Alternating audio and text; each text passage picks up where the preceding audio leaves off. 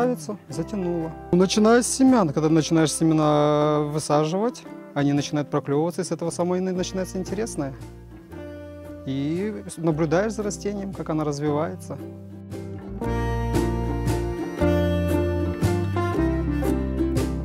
Особенность только одна, то что она одноцельная. Получилось внутри, нету никаких перегородок, ничего. И выше то, что она высокая, и климат совсем другой получается. В низких она, когда выходит солнце, или наоборот, когда холодно, быстро остывает. В большой же, естественно, она дольше будет остывать намного.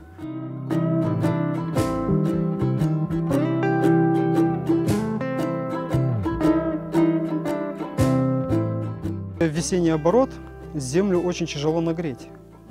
Очень тяжело, это очень проблема. Из-за этого, если я буду высаживать маты, то есть мат, какая будет температура в площади всей, также и будет и мат температуры. Из-за этого лучше, и там нету никаких бактерий, ничего.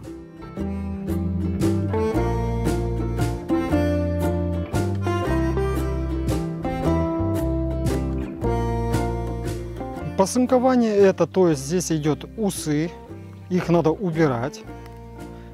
Есть пасынок, вот он пасынок.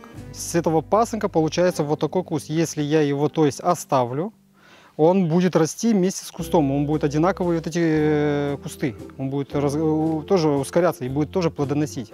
Но это нам нежелательно, потому что у нас корневая система будет слабенькая. Мы его убираем, чтобы корень давал всю силу на ствол. И закручивается по часовой стрелке.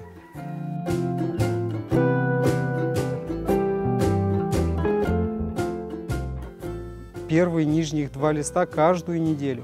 Будет куст развиваться быстрее, лучше, и будет проветриваемость. Самое главное – проветривание.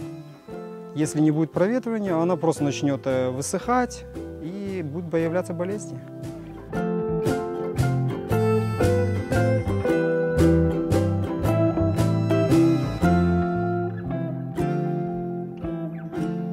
У нас проблема единственная здесь – это у нас вода. У нас вода очень-очень соленая, она не к огурцу подходит, а подходит больше к помидорам. Потому что здесь очень соленая вода, и огурец очень-очень тяжело развивается. За это приходится собирать дождевую воду и пускать в оборот.